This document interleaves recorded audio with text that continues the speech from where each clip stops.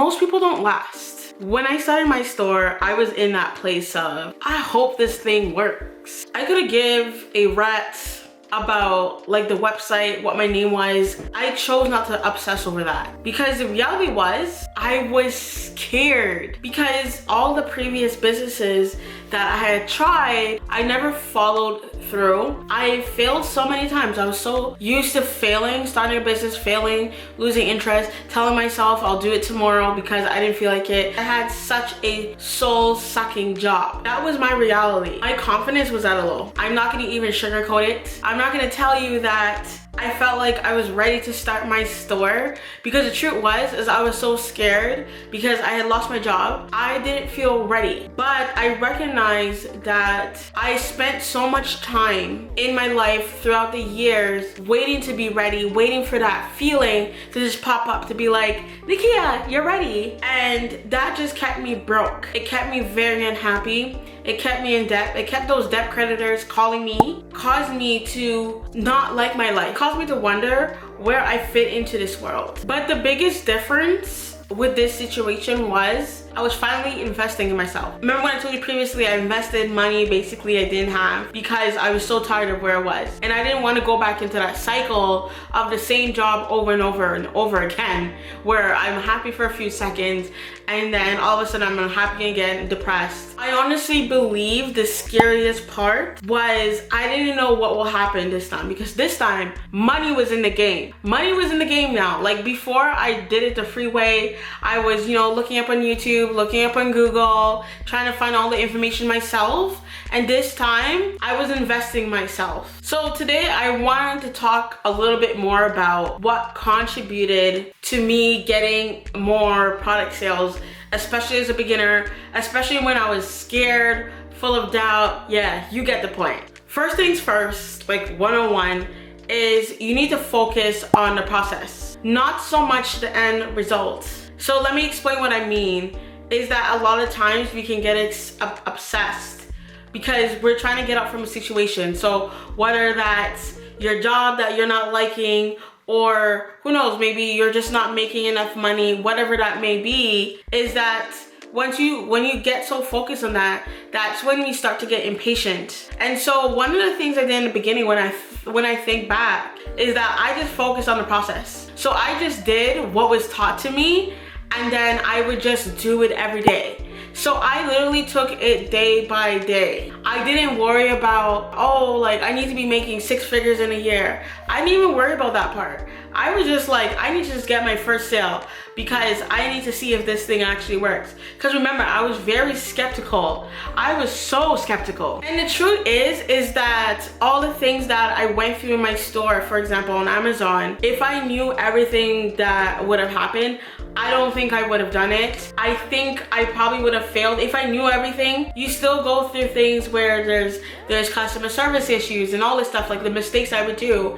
And I believe that if I knew every step of the way, I might have not have continued because I was so skeptical and I did mistakes. Right? Like anybody, right? Because I wasn't there yet. So I did mistakes throughout starting my store. You know what's very funny about this? So finally, I had got my first sale. And the funny part about this is that when I finally got my first sale, I was like in shock. And I kept on asking myself, is this for real? Did I just get my first sale? And the mistake I did was I waited too long and then the item went out of stock because remember I was drop shipping. I got too busy worrying about the end result and I started asking myself, what if I mess up? What if I mess up this order and the customer gets mad at me? What if I mess up and I'm mad at myself and mess up the whole order? So that was what was going on in my mind. Biggest advice to you, especially if you're starting a store and you want to get product sales, you need to focus on the process. The moments that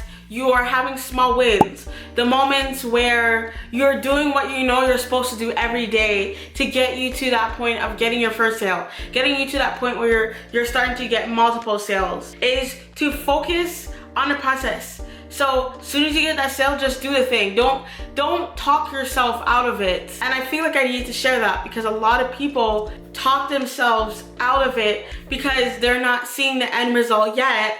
And they forget to just go through the process. Nothing was built in a day. There is always a process for everything. And the beauty of loving the process is that you're least likely to give up. Because if you're enjoying the process, you're enjoying what you're learning, you're learning from your mistakes, you're most likely not to quit. But if you're so focused on the end result, you'll get discouraged real quick. What if I made a goal to make 6 figures? To be honest, I probably wouldn't have believed it. So if I had looked at my first month where I made only $78, I would have been like, okay, so we're probably not getting there. But because I stuck with the process, I was determined to win. I was able to multiply that and make, you know, the 275K my first year.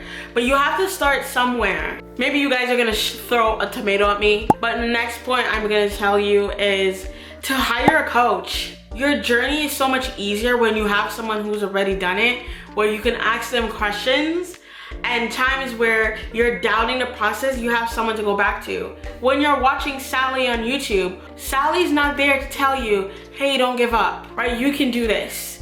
You can quit that job. You don't have to stay in that job. You can grow that store. You can get to 6-figure months. Let's focus on the first month to get your first few sales. You don't have Sally to do that. And that was one of the things I learned. That was the reason why I kept with it, because I was so skeptical.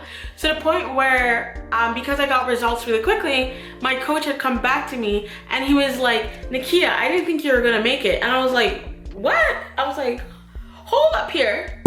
And he was like, no, because you asked so many questions. But to be honest, what kept me going is I would talk to my coach. I would ask questions. It really helped my journey. It helped me to get quicker. Because before that, Nakia was doing everything free and I didn't make a darn sale. Another thing too that a coach really gives you is that it's that accountability factor. Because the days where you're getting discouraged and you need someone to help you where your weaknesses are and so on, a coach is great to get you back up. So the times when you are in a weakness or you're having a breakdown or you're having a low day, a coach is really good to pull you out of there and remind you what your purpose is, remind you what you need to do, what your goals are. So important. That's where you'll see people usually get 2 to 3 times the results compared to someone that do it themselves. Yes, you could do it yourself, but most people need someone that's supporting them so they can remind them, hey, keep on going, don't stop. That's what I do with my clients, right? So like people who I help who are starting their online store, when I see that, okay, like, hey, like what's going on? Like, I notice you're not posting, or I notice that you're not working on your store. Like, let's jump on a call. Right, and then we jump on a call and then I pull them back out and motivate them again, right? Work on their mindset to keep on going. So those things are the most precious moments, is when you have someone that believes in you more than you believe in yourself. I made my first sale because I had someone who did it before me, who I can ask questions, who can confirm the steps that I was doing. And be careful of free things, because if you're always consuming free stuff, sometimes that'll keep you broke, because there's such thing as information overload, where you watch so much things, so much information, to the point that you're not taking action, to the point where you're not motivated to do your own thing. So if you're in that point where you've been thinking about a store, or you currently have a store and you're ready to throw in the towel, find yourself a coach, or you come to me, but find yourself a coach that can help you solve your problems so you can get results faster, and so you can pick back up that towel and keep on going. You want to get results quicker? Get yourself an accountability partner. Especially when you're starting out in the beginning, it's very easy to quit. It's very easy to talk yourself out of what your original goal was. It's very easy to tell yourself you're not cut out for it, especially if you have been doing something else for a very long time. You're used to certain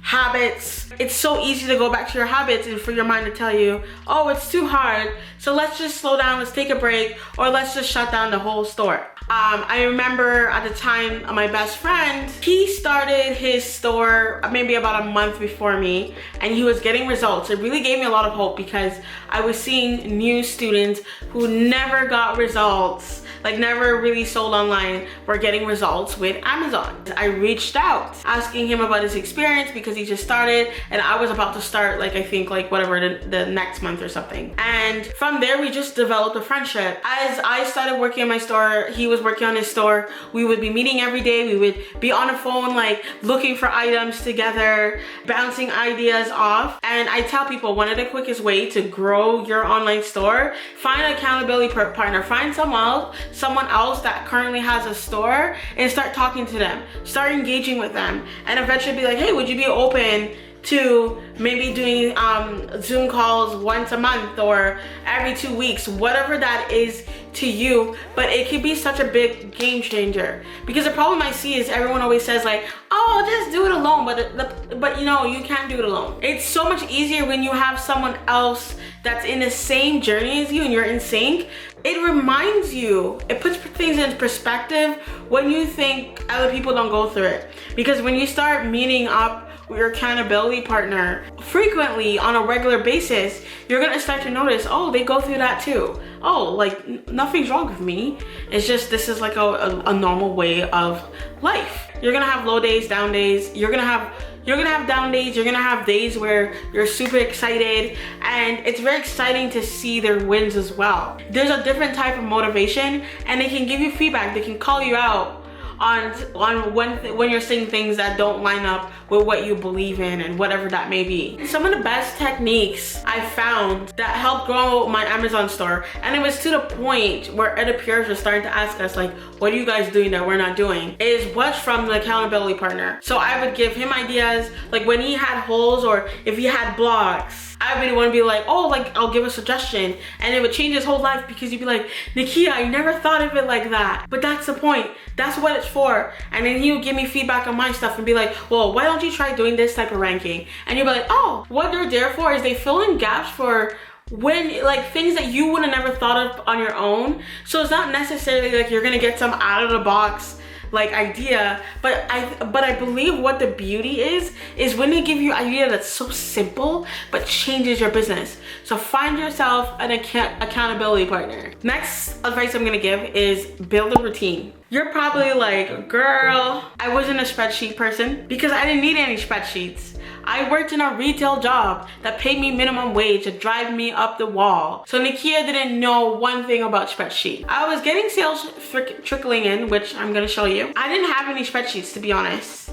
And you know when the stuff got real was when I need to do taxes, and I was like, oh shoot, like I need to be tracking this. Like cause what I would do is I would calculate the profits and the price, and then I would just add it to my store and not track anything. But I quickly got to see how important, like once I went through the tax phase and I had to spend all that time to put them on spreadsheets, Nikia quickly learned that you need spreadsheets.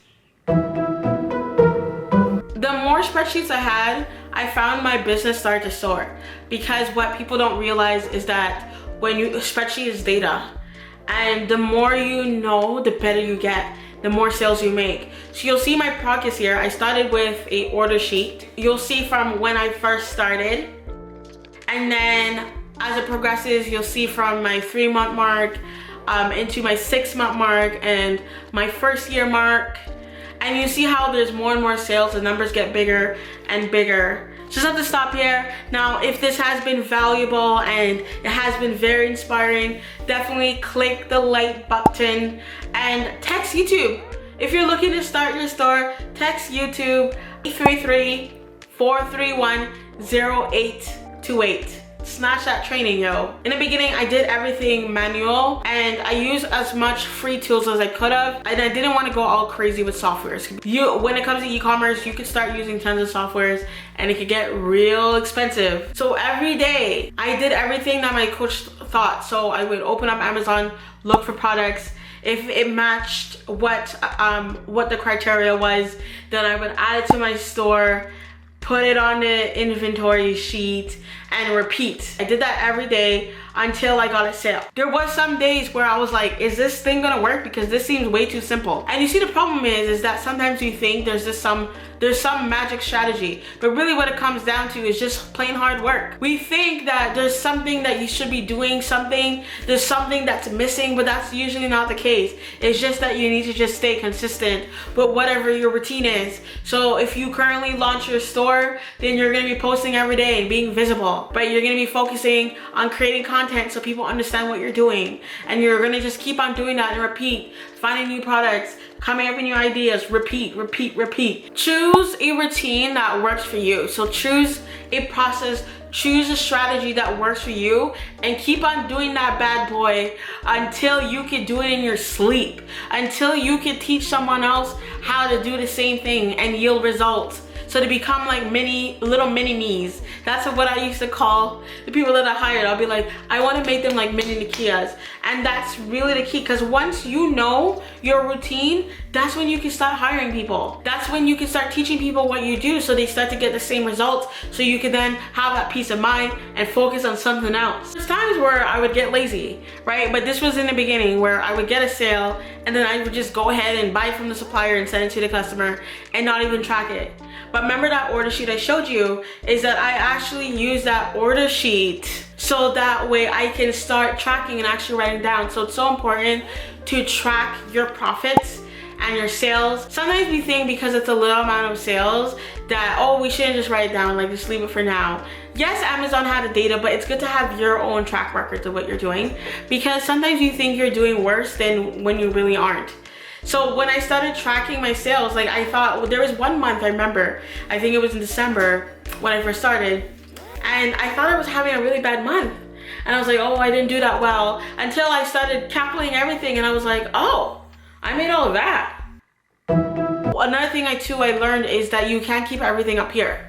You have to learn to put it on spreadsheets. You have to learn to write it down. Put it somewhere. Don't keep it up here. Even if you have a good memory. I know a lot of people have good memories, but I found that when I started putting stuff down on a spreadsheet or putting it down somewhere, it helped me. It gave me room so I could focus on other things. So every time I was not always having that one thing like circling back in my mind. Last but not least, celebrate those wins, girl. Celebrate them, even if they're small ones. Shout out to the rooftop when you get your first sale. Shout out to the rooftop when you get your 5th sale.